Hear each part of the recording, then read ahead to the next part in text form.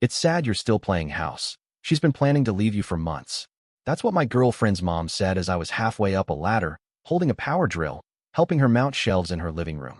She said it casually, like she was commenting on the weather. And I laughed. Because what else do you do when someone drops a grenade like that out of nowhere? My name is Marcus. I'm 29. I've always been the chill guy.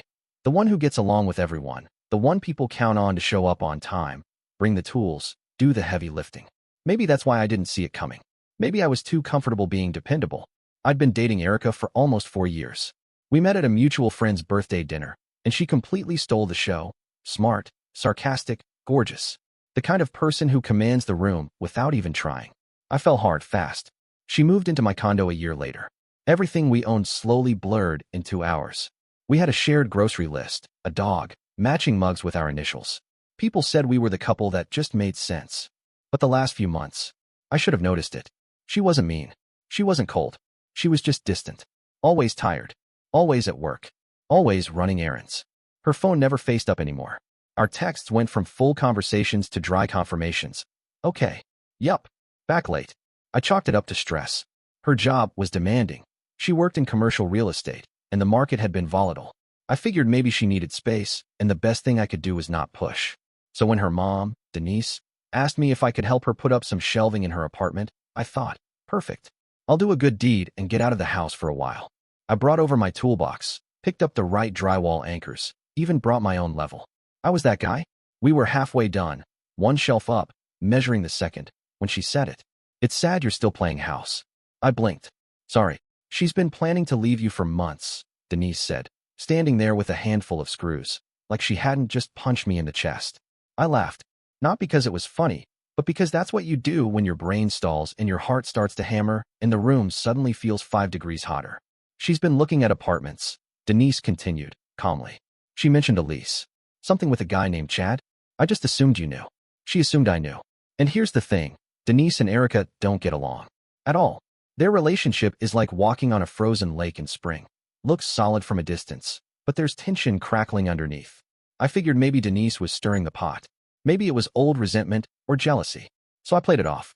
I got back in my car with the drill still in the trunk and my mind racing. On the way home, I thought about how Erica had been going out more lately. About how she never invited me to her work events anymore. How I hadn't been to her office in months. How she used to kiss me before leaving, and now she just said, bye.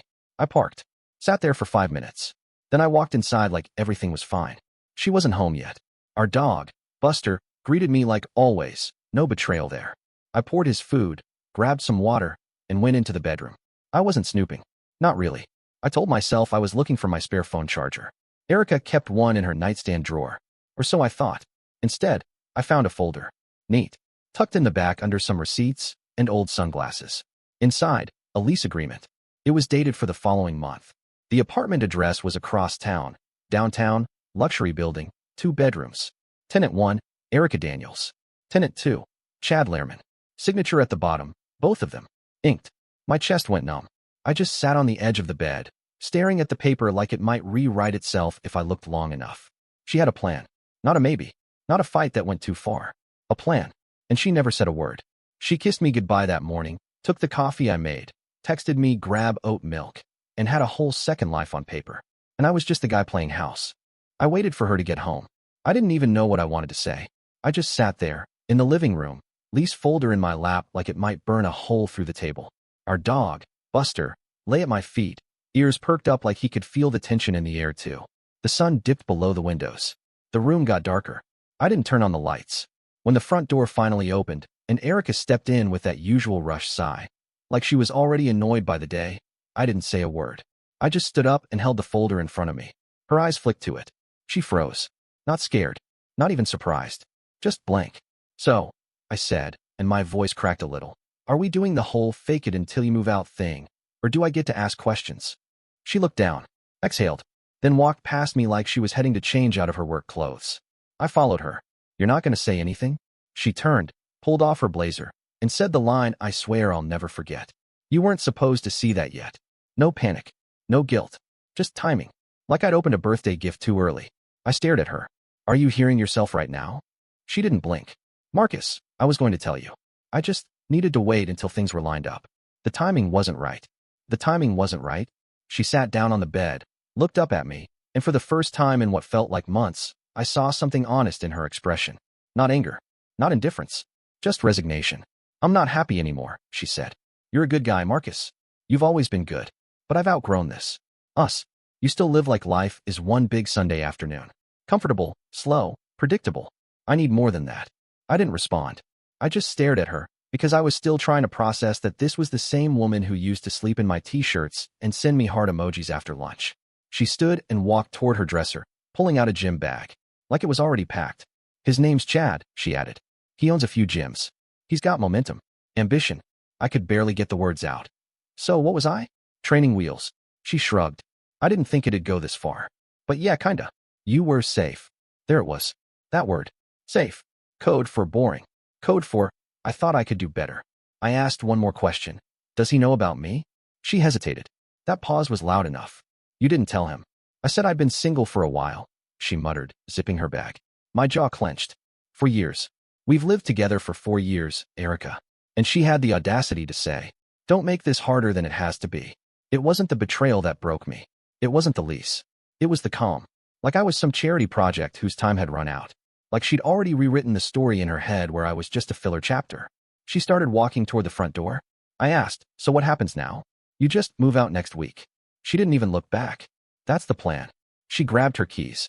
Please don't make this dramatic, Marcus. You're better than that. She left, and I stood there in a home we built together, surrounded by reminders of a life she'd already mentally deleted, thinking one thing. I'm not going to make it dramatic. I'm going to make it unforgettable. That night, I poured myself a drink I didn't even want and sat on the balcony, staring at the city lights. My mind wasn't spiraling, it was sharpening. Cold. Focused. Chad. That was the guy. I had his name. I had the address on the lease. And I had no intention of causing a scene. That's not who I am. But what I am is a guy who pays attention, a guy who plans, a guy who doesn't throw the first punch, but never forgets the last one. So I opened my laptop and typed his name into Google, then LinkedIn, then local business listings, then public tax records. By midnight, I knew everything I needed to know. Chad Lehrman, 32, owns a chain of boutique fitness studios. Recently split from his fiancée. Moved into a high-rise condo 6 months ago. His social media? Clean. Too clean. All promotional fluff. But there was something in the lease paperwork that told me he'd been serious. He was putting his name on it, front and center. Which meant he probably had no idea Erica was double-dipping this whole time. That gave me an edge. And I wasn't planning on wasting it. When I woke up the next morning, something had shifted. No panic. No heartbreak. Just clarity. I wasn't going to beg. I wasn't going to grovel or scream or send long messages she wouldn't read. I wasn't going to fall apart the way she expected me to. I was going to let her move out. I'd even help carry the boxes if it kept her feeling safe. But not into the apartment she thought was waiting. The thing is, Erica was good at lying, but not great at covering her tracks. Especially when she assumed I'd never go looking. She didn't know I'd already saved a PDF copy of that lease the moment I found it. She didn't know I took photos of the envelope it came in, the return address, and even the property manager's name. And she definitely didn't know that I worked in a corporate logistics firm where I deal with property contracts every day. By 10 a.m., I had the rental company on the phone, pretending to be Chad. Not to cause chaos, just to confirm what I already suspected. The lease hadn't been finalized. The deposit hadn't cleared. That gave me a sliver of time. A window. I didn't impersonate anyone. I didn't hack into anything. All I had to do was call as a concerned party who noticed an error in the agreement. I asked if Chad had co-signed voluntarily. If both signatures had been verified. The woman on the phone hesitated, then said, "Oh, we were actually waiting on some clarifying documents for his part. Are you calling on his behalf?" I told her no. I said I was involved, but not in the way she might assume. Then I thanked her and hung up. That's when I messaged Chad. It was simple. Hey, you don't know me, but I think we should talk. I found your name on a lease with someone I've lived with for 4 years. Her name is Erica. She told me about you yesterday. I don't think she told you about me. I'm not angry at you. I just think you should know what you're signing up for. I expected to be blocked. Or ignored. But 10 minutes later, I got this. What the hell are you talking about? I sent him a photo of the lease. Then a picture of her nightstand. Then a screenshot of our shared Google Calendar showing dinner with Erica's mom from just last weekend. After a long pause, he replied, "She told me you two broke up last year." Yeah, I figured. We talked for over an hour. Turns out, Chad had been seeing Erica for about 6 months. She told him I was a roommate who hadn't moved out yet. The apartment she found was supposed to be their fresh start. She had told him I was clingy. that I refused to move on, that he shouldn't reach out to me because I was unstable. Honestly, I laughed when he said that. I told him, "Does this sound unstable to you?" He replied, "It sounds like you're the only person who isn't being lied to." We made a plan, not to hurt her, not to humiliate her, just to step out of her way. Let her fall into the space she built for herself, without anyone to cushion the landing. I canceled our joint auto-pay accounts, removed her from my health insurance, called the tuition office for the certificate program I'd co-signed and asked to rescind financial responsibility due to irreconcilable changes in status. All legal, all clean. I emailed my property manager and informed him that Erica would be moving out soon. I requested a formal lease update removing her name. I also flagged that I'd be changing locks the moment she left. Again, no drama, just paperwork. Meanwhile, Chad sent her a message. One sentence. "We need to talk about the lease. And about Marcus." She never responded. Instead, she came home that night with a weird, airy tone in her voice. Almost smug, like she was relieved to be on her way out. "I'm going to start packing this week," she said, grabbing a LaCroix from the fridge. "Just wanted to give you the heads up." I nodded. Cool. No hard feelings, right? She said it like she was doing me a favor. Like I should be grateful she was leaving quietly. "Nope," I said. "No hard feelings." She kissed Buster on the head and disappeared into the bedroom. I sat down, opened my laptop, and watched as Chad forwarded me the email where she tried to confirm the move-in date. She still thought it was happening. But Chad had already called the leasing company and pulled out. So the apartment? The shiny, new, better than Marcus apartment? It didn't exist anymore. She just didn't know that yet. She moved out on a Saturday. Not with tears. Not with emotion. Not even with a goodbye kiss. She just loaded up a rental van with 3 plastic bins, her clothes, some books, and the fake plant from our entryway. Buster barked once, confused. She didn't pet him. "I'll be back for the rest next week," she said, like she still lived here part-time. "Sure," I told her. "Just let me know when." She gave me a weird look, like she expected more resistance. Like she wanted one final fight to justify what she was doing. But I didn't give her that. I smiled, opened the door for her, closed it behind her, locked it. Then I sat on the couch and waited. I already knew what would happen. The apartment she thought she was moving into? Never confirmed. No utilities activated. No mailbox key. No parking pass. Chad pulled the plug the day before. He didn't answer her calls. He didn't respond to her texts. In fact, the only thing she got was an email from the leasing office that afternoon. "Dear Ms. Daniels, due to missing documentation and lack of confirmation from both parties, the unit reservation has been voided. Your file has been closed. No further charges will be pursued." So she sat outside a building she thought was hers, sweating in the heat, waiting for a key that wasn't coming, with a van full of her life, and no place to take it. She didn't call me, but I know she tried calling Chad over and over again, because Chad forwarded me the screenshots. The next morning, her number popped up on my phone. I didn't answer. 10 minutes later. "Hey, can we talk?" "Just talk." Then, "I need somewhere to go for a couple days, just to figure this out." Then, "Please don't be an ****. I'm trying here." Right. Now she was trying. She wanted somewhere to crash, somewhere to fall back on. She wanted me to be her cushion. Thing is, that version of me, the version that would have made up the couch, ordered takeout, listened to her cry about how life's unfair, that version died the day she said, "You weren't supposed to see that yet." I didn't respond, but I did take action. I went into our shared accounts, the little things that always stay connected way too long after a breakup. Spotify, Netflix, Apple ID logins, even our Uber Eats family plan. I logged her out of everything. Every subscription she used? Gone. The final straw? She'd been using my Prime account to order stuff for her new place. That ended too. She tried calling again that night. Left a voicemail that started fake sweet and ended bitter. Wow. Real mature, Marcus. I thought we agreed to be adults. Guess that was just me. Whatever. I'll figure it out without you. You always needed me more anyway. I played it back twice. She actually believed that. She thought she was the one walking away with the power. That I'd crumble without her. That I was lucky to have had her in the first place. But here's what she didn't know. I hadn't just undone her lease or logged her out of a few streaming apps. I'd also talked to the education grant office she'd used for her UX design program, the one I had vouched for as a co-signer. I had legally removed my sponsorship. She now owed the remainder of her tuition privately, out of pocket. I also spoke to my HR rep and officially removed her as my dependent from my employer-provided health insurance. She hadn't gone to the doctor in a while. She was due for a dental checkup. Guess she'd be paying for that now. And finally, the car.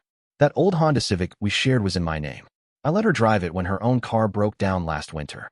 She just kept it, treated it like hers. Never once offered to take over the title or payments. So I filed a repossession report. Nothing shady. Nothing aggressive. Just a notice to come and reclaim my vehicle. She wouldn't find out until the next week when it got towed from her friend's driveway. And yet, none of that was the revenge. Not really. Because revenge, in its best form, isn't loud. It's silence. It's absence. It's watching someone finally realize you never needed to yell. You just needed to walk away. 3 weeks later, I threw a party. A small one. Nothing flashy. Just a thanks for the memories gathering before I officially moved out of the condo. I decided to sell it. Too many ghosts in the walls. Too many good morning that never meant anything. But before I left it behind, I wanted one final evening to clear the energy. I invited everyone. Mutual friends. Neighbors. Old coworkers. Even Erica's mom. Yes, Denise. The woman who unintentionally cracked this whole thing open. I didn't invite Erica. But I didn't have to. She found out. And of course, she showed up. She walked in wearing that dress. The one she used to joke was her social armor. Lipstick on. Confident smile. Like none of the past month had touched her. Like she wasn't couch hopping and living out of suitcases. Wow, you're throwing a party, she said, breezing in. Glad to see you're doing so well. She said it like it was sarcasm. Like I was faking it. I handed her a drink and smiled. I am, actually. She looked around the room, scanning faces. You could see it in her eyes, the calculation. Who knew? Who didn't? Who could she charm? A few of our mutuals gave her polite nods. Most avoided her entirely. I could feel her discomfort building, which meant it was time. Okay, everyone, I said, raising my glass. Before we wrap this up, I put together a little something. Just for fun. A farewell video. There were groans and laughs. Someone joked, better not be a slideshow of selfies. Nope, I said. Just a story. One I think some of you may relate to. I connected my laptop to the TV and hit play. At first, it was light. Clips from game nights, road trips, random funny moments. All stuff from my phone over the last 4 years. Erica was in a lot of them. People smiled. Laughed. Someone teared up. Then, the tone shifted. I let the next slide hang for a full 5 seconds. Every story has a turning point. Then came the screenshots. The lease with her name. And Chad's. Dated. Signed. Then a screen cap of her messages to him. He still thinks we're fine. I just need to get through this month. Then the one where she told Chad I was a loser who peaked at 26. The room went silent. Dead silent. Next, a short voice clip. Her voicemail to me. Please don't be an **** Cole. I'm trying here. I didn't even include commentary.